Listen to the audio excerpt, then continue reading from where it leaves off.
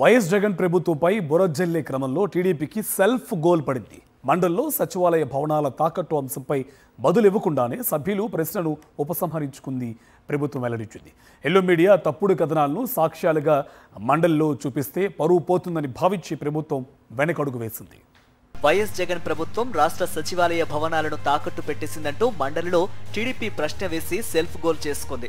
2019 నుంచి 2024 మధ్య రాష్ట్ర సచివాలయ భవనాలు తాకట్టు పెట్టిన విషయం వాస్తవమేనా అని టీడీపీ ఎమ్మెల్సీలు భూమిరెడ్డి రామ్ గోపాల్ రెడ్డి, పరుచూరి అశోక్ బాబు, దువ్వారపు రామారావు ప్రభుత్వాన్ని ప్రశ్నించారు.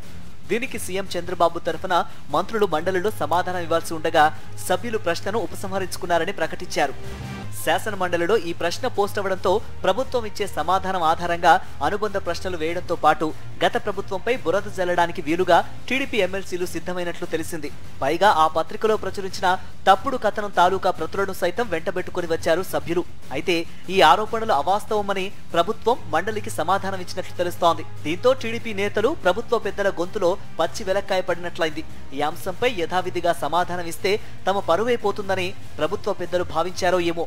ఆ ప్రశ్నకు సమాధానం ఇవ్వకుండా సభ్యులే ప్రశ్నను విరమించుకున్నారని ప్రకటించారు. వాస్తవాలు పరిశీలిస్తే 370 కోట్లకు రాష్ట్ర సచివాలయ భవనాలను వైఎస్ఆర్సీపీ ప్రభుత్వం తాకట్టు పెట్టిందని, తాకట్టులో సచివాలయం అంటూ గత ఏడాది మార్చి 3న ఎల్లో పత్రిక ఓ తప్పుడు కథనం ప్రచురించింది. ఈ కథనం అవాస్తవమని హెచ్డిఎఫ్సి బ్యాంకు ప్రతినిధులు అప్పట్లోనే కొట్టిపారేశారు. అయినా ఇదే అంశంపై శాసన మండలిలో టీడీపీ ప్రశ్న వేసి తోక ముడిచింది.